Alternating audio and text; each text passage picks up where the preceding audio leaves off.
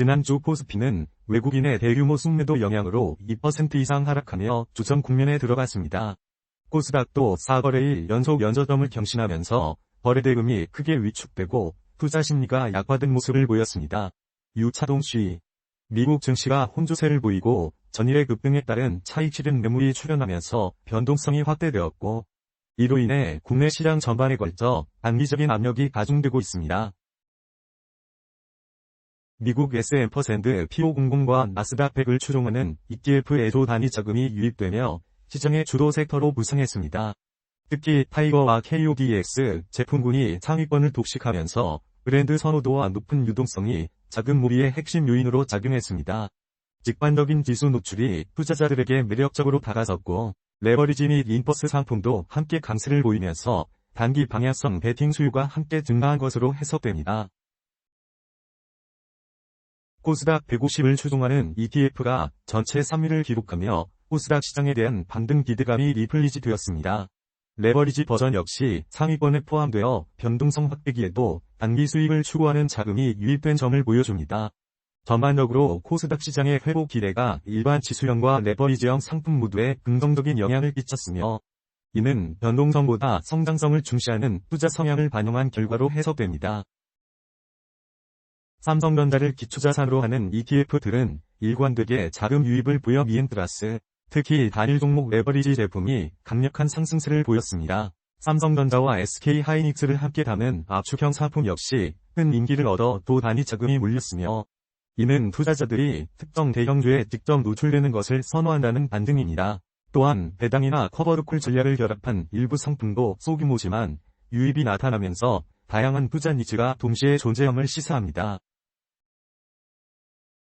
SK하이닉스 관련 ETF 역시 지속적인 자금 유입을 보이며 단일 종목 레버리지 제품이 특히 큰 주목을 받았습니다. 삼성전자와 함께 구성된 압축형 상품도 또 단위 자금을 끌어들였고, 이는 반도체 대형주에 대한 집중 투자 심리를 보여줍니다. 또한 레버리지와 인버스 상품이 동반 강세를 보이며 단기적인 방향성 베팅 수요가 동시에 증가한 것으로 분석됩니다. AI 반도체 TOP2 플러스 제품은 연초 이래 초단위 자금이 유입되며 전체 1위를 기록했습니다. 반도체 테마를 따르는 다른 ETF들도 상위권에 이름을 올렸지만 유입 규모에서는 큰 격차가 나타났습니다. 이는 투자자들이 반도체 밸류체인 전반보다는 삼성전자, SK하이닉스 같은 주도주에 직접 노출되는 상품을 선호하기 때문으로 해석됩니다. 같은 테마 안에서도 운용사, 상품 구조, 거래량 등에 따라 자금 유입이 크게 달라지는 모습을 보였습니다. 삼성전자와 SK하이닉스를 기초로 하는 단일 종목 레버리지 ETF가 모두 상위권에 자리하며 자금 유입이 집중되었습니다. 이러한 상품들은 일간 수익률의 2배를 추종하는 구조로 단기적인 시장 방향성에 베팅하려는 투자자들에게 특히 매력적입니다.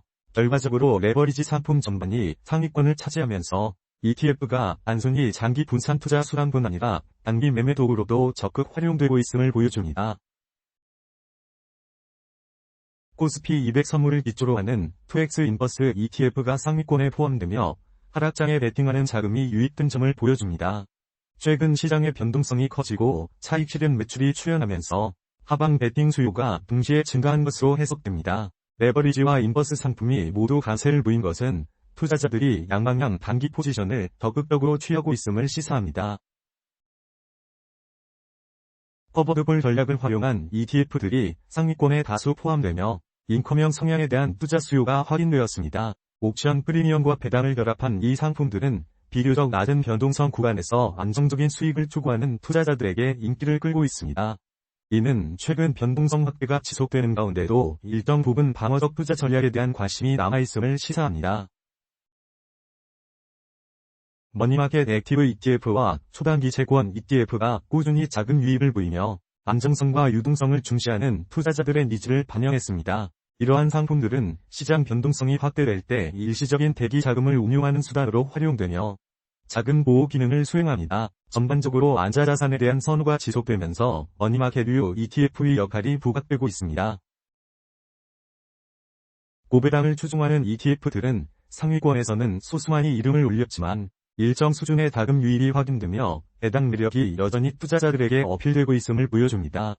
변동성이 큰 장세에서도 배당 수익을 추구하는 수요가 유지되며 이는 포트폴리오 내에서 인컴 자산의 역할을 강조하는 현상입니다. 전반적으로 배당주에 대한 관심이 소소하지만 지속적으로 존재함을 알 수 있습니다. 방산 탑10을 추종하는 ETF가 상위권에 포함되며 방산 산업에 대한 투자 관심이 여전히 유효함을 확인했습니다. 수출 확대 기대감 증가와 글로벌 지정학적 긴장이 방산주의 긍정적인 요인으로 작용하면서 관련 ETF에 자금이 유입된 것으로 보입니다. 다만 동일 테마 안에서도 상품별 유입 규모에는 차이가 나타나며 이는 운용사 선호도와 상품 구조가 영향을 미친 결과로 해석됩니다. 건설을 기초로 하는 ETF는 상위권에서는 상대적으로 낮은 유입을 보였으며 이는 인프라 투자에 대한 기대가 단기적으로는 제한적임을 시사합니다. 변동성이 큰 시장 상황에서 건설주는 경기 민감도가 높아 투자 심리에 직접적인 영향을 받는 경향이 있습니다. 따라서 단기적인 자금 흐름보다는 중장기적인 인프라 투자 계획에 더 큰 영향을 받는 것으로 보입니다. 증권 업종을 추종하는 ETF가 상위권에 포함되며 금리 변동과 시장 거래 활동에 민감한 특성이 반영되었습니다. 이러한 상품들은 주식시장의 활발한 거래 볼륨과 직결되어 있어 시장 상황이 좋을 때 상대적으로 강한 모습을 보입니다. 동일 테마 내에서도 세부 상품 간 유입 차이가 있어 운용사와 상품 구조가 자금 배분의 중요한 변수로 작용함을 알 수 있습니다. 중국 반도체를 추종하는 ETF가 상위권에 포함되며 YMTC와 CXMT 위 상장 기대감이 투자 심리를 자극한 것으로 보입니다. 중국 정부의 기술 자립 및 반도체 산업 육성 정책이 관련 기업들의 가치 상승을 이끌고 있으며 이에 따라 ETF에도 자금이 유입된 것으로 해석됩니다. 같은 테마 안에서도 상품별 유입 규모 차이는 운용사 선호도와 기초지수의 명확성 등이 영향을 미친 결과입니다. AI와 로봇을 결합한 테마 ETF가 상위권에 이름을 올리며 미래 성장 산업에 대한 투자 관심이 확인되었습니다. 이러한 상품들은 장기적인 성장 잠재력을 기초로 하지만 실제로 유입되는 자금 규모는 다른 테마 대비 상대적으로 작았습니다. 이는 투자자들이 단기적인 테마에 더 민감하게 반응하며 동일 테마 내에서도 상품 간 차이가 크게 나타나는 현상을 보여줍니다. 미국 우주테크를 추종하는 ETF가 상위권에 포함되며 민간 우주 산업 확대에 대한 기대가 반영된 것으로 보입니다. 이러한 테마는 장기적인 성장 이야기를 갖고 있지만 실제 자금 유입에서는 운용사와 상품 구조, 거래량 등이 더 큰 영향을 미친 결과가 관찰됩니다.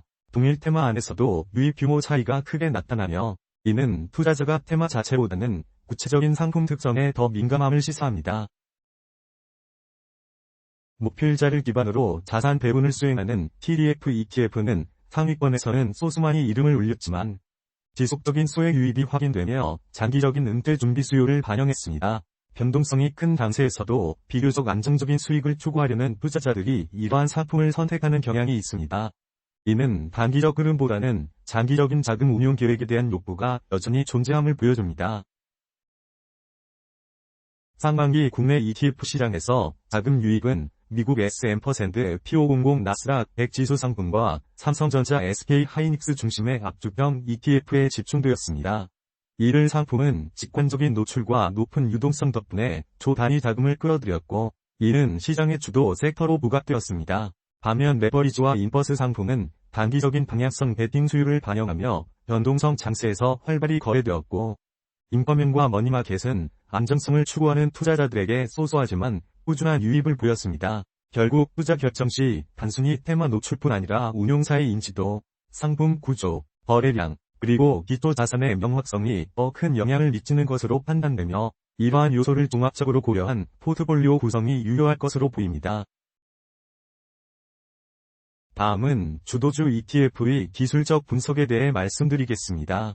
건설 섹터 ETF 139,220 분석입니다. 시장에서는 건설 섹터에 대해 중립적 또는 약간 부정적 인프라 투자 기대가 단기적으로 제한적이며 건설주 ETF 유입이 낮은 평가를 내리고 있습니다. 이에 따라 투자 판단은 중립으로 제시됩니다. 현재 단기 추세는 하락 중에 있습니다. RSI 지표는 39.6, 중립, 윌리엄스 R은 마이너스 92.3, 과매도, MACD는 데드크로스 상태입니다. 변동성 주의. 증권 섹터 ETF 102,970 분석입니다. 시장에서는 증권 섹터에 대해 중립적, 금리 변동과 거래량에 민감하나 시장 변동성 속에서 뚜렷한 방향성 부족, 평가를 내리고 있습니다. 이에 따라 투자 판단은 중립으로 제시됩니다. 현재 단기 추세는 하락 중에 있습니다. RSI 지표는 31.5, 중립, 윌리엄스 R은 마이너스 92.3, 과매도, MACD는 데드크로스 상태입니다. 변동성 주의. 고배당 섹터 ETF 16만 1510분석입니다. 시장에서는 고배당 섹터에 대해 긍정적, 배당 매력이 지속되며 일정 수준의 자금 유입 유지, 평가를 내리고 있습니다. 이에 따라 투자 판단은 매수로 제시됩니다. 현재 단기 추세는 하락 중에 있습니다. RSI 지표는 29.5, 과매도, 윌리엄스 R은 마이너스 92.0, 과매도, MACD는 데드크로스 상태입니다. 변동성 주의. 커버드콜 섹터 ETF 49만 8400분석입니다. 시장에서는 커버드콜 섹터에 대해 긍정적, 인커녕 전략에 대한 수요로 옵션 프리미엄과 배당을 결합한 ETF의 자금 유입, 평가를 내리고 있습니다. 이에 따라 투자 판단은 매수로 제시됩니다. 현재 단기 추세는 하락 중에 있습니다. RSI 지표는 52.3, 중립, 윌리엄스 R은 마이너스 47.7, 중립, MACD는 데드크로스 상태입니다. 변동성 주의.